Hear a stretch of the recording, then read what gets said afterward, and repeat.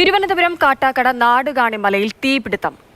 ഇന്നലെ രാത്രി മുതലാണ് തീപിടുത്തമുണ്ടായത്. ഫയർഫോഴ്സ് സംഘം തീയണയ്ക്കാനുള്ള ശ്രമം തുടരുന്നു എന്നാണ് ഏറ്റവും കൂടുതലത്തെ റിപ്പോർട്ടുകൾ. T S ഹരികൃഷ്ണനുണ്ട്. ഹരി, ഇപ്പോൾ കുറച്ച് ദൃശ്യങ്ങൾ അവിടെ നിന്നുള്ള രാത്രിയിലെ ദൃശ്യങ്ങൾ നമുക്ക് കാണാം. ഇപ്പോഴത്തെ സ്ഥിതി എന്താണ്? ഇത് വലിയ മേഖലയിലേക്ക് പടർന്നിട്ടുണ്ടോ? അങ്ങനെ ആശങ്കപ്പെടേണ്ട സാഹചര്യമുണ്ടോ?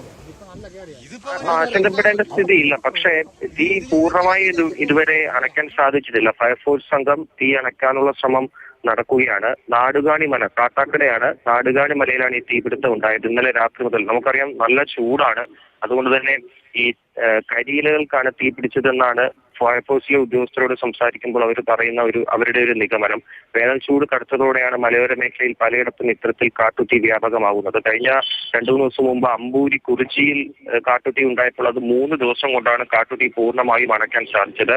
ഇവിടെ നാടുകാണിമലയിൽ ഫയർഫോഴ്സ് ഇപ്പോഴും തീ അണയ്ക്കാനുള്ള ശ്രമങ്ങൾ നടക്കുകയാണ്. ടി എസ് ഹരികൃഷ്ണയാണ് വിവരങ്ങൾ നൽകിയത്. വലിയ തോതിൽ കാട്ടുതീ പടർന്നു പിടിക്കുന്നു. അല്പം 2-3 ആഴ്ച മുൻപ് കുളത്തൂപ്പുഴ ഭാഗത്ത് ഇതുപോലെ തീപിടുത്തം ഉണ്ടായത്, തെന്മല ഭാഗത്ത് തീപിടുത്തം ഉണ്ടായത് നമ്മൾ കണ്ടതാണ്.